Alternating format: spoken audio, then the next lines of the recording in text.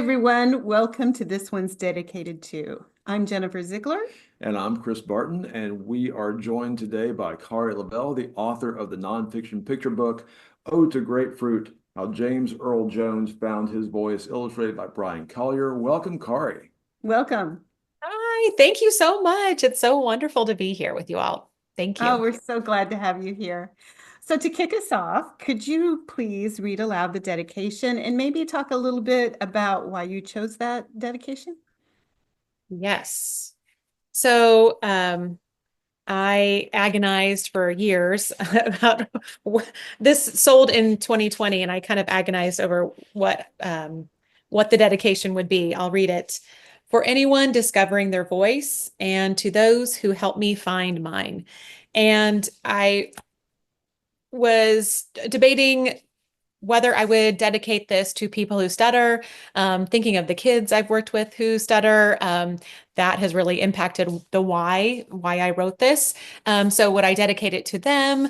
Would I dedicate it to someone that helped me in this process?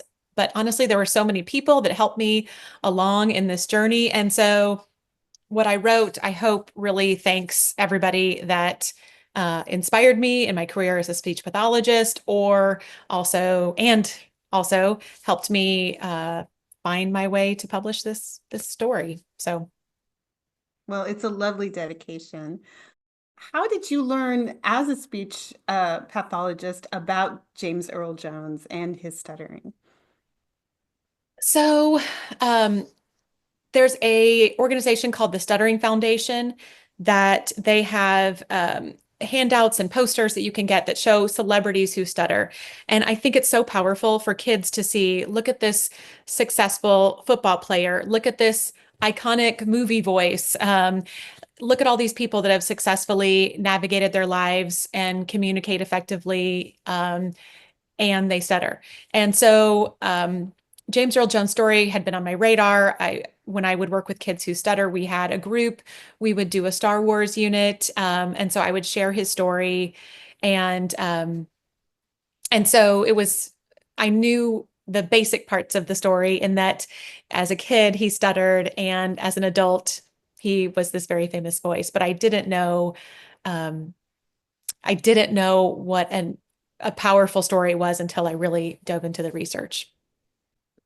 Well, what led you to speech pathology in the first place? How did it become important to you to help help kids with that part of their lives?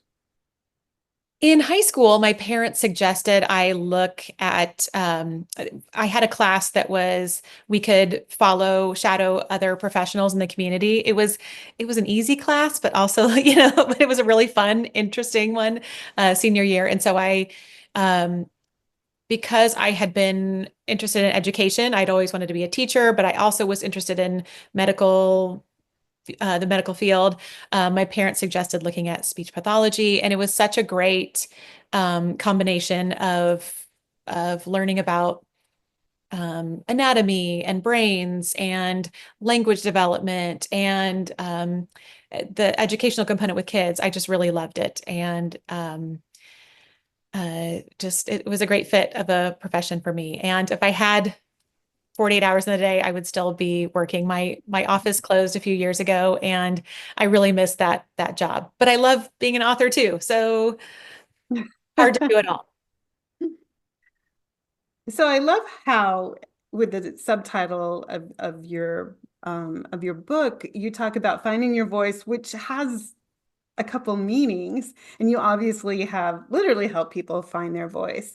And I'm wondering who has helped you find your voice in the sense of speaking out for things you believe in, but also as a writer, who has shaped you on your journey? I think that is a challenging question. I feel like I could talk about that for an hour, and I won't. But I feel fortunate that we have such a great Austin SCBWI chapter that I think I've learned so much reading wonderful books, learning about voice, going to different conferences or meetings. I I think reading great picture book biographies really helped me find my voice for this book. Carol Boston Weatherford, that comes to mind. Like I remember reading so many of those picture book biographies and just in awe of the way she does voice so differently with each person that she writes about. My critique partners, I am so grateful for. And honestly, this journey, it's been a long journey for this book. I've had so many different critique partners along the way that have helped me shape this story. So I'm really grateful for everyone. Um, I know so many people helped shape this book. Well, since the book came out, have you heard from any of your former speech pathology patients who have encountered, this book out in the wild?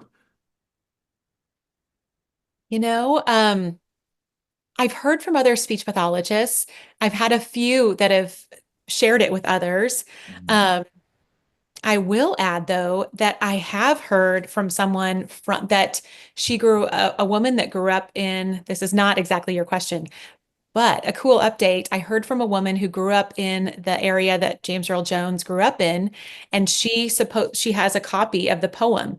And right now we're trying to, I know. And so, which I wish I would have put a note in the book saying that James Earl Jones said that the poem was lost forever. So I really didn't go try to find it because he says it's lost, but apparently there are copies of it, or a copy of it. And so she has reached out to me. We're talking with the family to see how interested they are in having a copy and if I can have permission to at least see a digital copy. So Well, and this book is only beginning its journey out into the world. And people are going to be discovering this book for years. And also, people are going to remember the help they received from you as a speech pathologist for Mhm. years. So it's only a matter of time before those two things intersect. thank you. Thank I, you. I can't wait for your behalf to when that finally does. That's going to be great to Thank, hear. thank you. I appreciate that. Were you surprised when James Earl Jones died? Was that something you had been anticipating or steeling yourself for? Yes, I mean he's 93, It wasn't like a surprise, but it felt kind of devastating in a way that I'd never met him. But I think for me, that was kind of losing the hope that I would be able to meet him. I was hoping that at some point I don't know, that I would be able to do that. Some stars would align somehow, but so that felt sad. At the same time, it was nice to have this book out when he did pass away so that there was something that kids could go to find out. I feel like since I've been doing school visits since he passed away, more kids are familiar with him. They've heard of his name now, and that's great because he has such a uh, I I know his legacy will continue to grow and people will appreciate his work.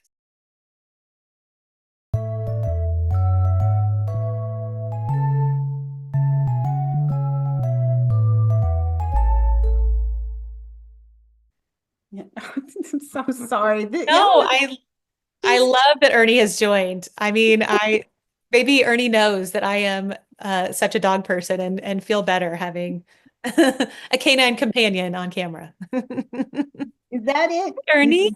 The force is strong with this one.